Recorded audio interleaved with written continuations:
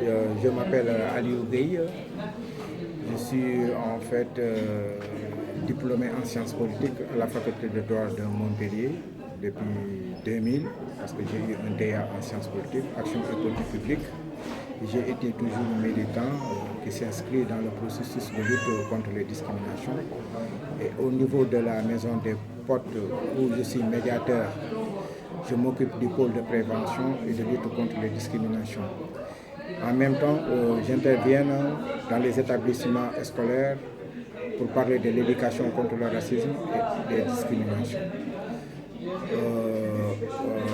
C'est ça. Et puis, je tiens des permanences de lutte contre les discriminations à Narbonne. Et dans les permanences, les gens qui sont censés discriminer viennent me voir pour que je puisse les accompagner dans leur démarche. Certes, c'est très difficile. Pourquoi c'est difficile? Parce qu'il s'agit de mettre en place une fiche victime. Et cette fiche victime, les mettre en place, ce sera très difficile. Mais au regard de notre expérience, au regard de nos compétences, on arrive à mettre en place cette fiche. Et moi, je procède de deux manières. La première, si quelqu'un est victime de discrimination, si je constate que les actes et les propos sont avérés, j'essaie d'entrer en contact avec l'autre partie. Et deuxième, pour organiser une médiation dans le cadre ou dans une logique de vivre ensemble. Deuxièmement, on porte plainte. Mais le problème qui se pose, c'est que les plaintes au niveau de la justice ne sont jamais recevables. Parce que même pour avoir une main courante ou une plainte en matière de discrimination, le fait que ça soit accepté par la police, ça pose problème. Moi-même, j'ai été victime de contrôle de faciès à la gare de Béziers. Je travaillais et ce jour-là, j'ai eu la chance parce que ce jour-là, j'ai été accompagné à un ami qui est président du tribunal de grandes instances. Donc la personne est venue me demander mes papiers, je lui ai donné, mais je lui ai fait savoir que c'était un contrôle de faciès et puis qu'il était dans l'inégalité républicaine. Et dès que j'arrive à mon bureau, j'ai contacté acquis de droit, surtout le défenseur de droit à Paris.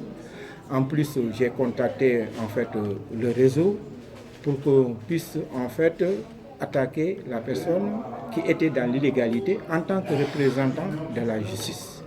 Donc, j'ai reçu une lettre d'excuse parce que un délégué de la préfecture a intervenu en disant que ce gars-là que vous avez contrôlé voulait porter plainte. Et donc, bon, le fait qu'ils ont reconnu que c'était en fait une violation manifeste, un contrôle de faciès, et que tout le monde s'est levé pour être avec moi, ça m'a un peu apaisé. Mais les contrôles de faciès, ce n'est pas du tout normal. Pourquoi? Parce que moi, ce que j'ai ressenti, on dirait que je ne faisais pas partie de la société française. Parce que dans une gare, 200 personnes, tu vois une seule personne que tu demandes ses papiers, alors que c'est un contrôle de faciès, parce que tout simplement, en fait, comme disait Goffman, on dirait que nous, on porte une stigmate. Et ce qui nous disqualifie et qui nous empêche d'être pleinement acceptés par la société est lié à notre faciès, qui est un handicap. Le noir, ça peut être, en fait, le fait que vous ayez la couleur noire, on dirait qu'en France, c'était un handicap. C'est pour cela. Et ce sont ces raisons-là qui ont donné, en fait, la police, ce sont ces raisons qui ont donné la police, qui l'ont poussé à venir me contrôler en croyant que tout noir est étranger, ce qui est faux. Parce que pendant la Deuxième Guerre mondiale, nous avons aussi nos grands-pères et nos grands-mères. Nos grands-pères, surtout, je m'excuse, ont contribué quand même à la libération de la France parce qu'on était dans une même dynamique.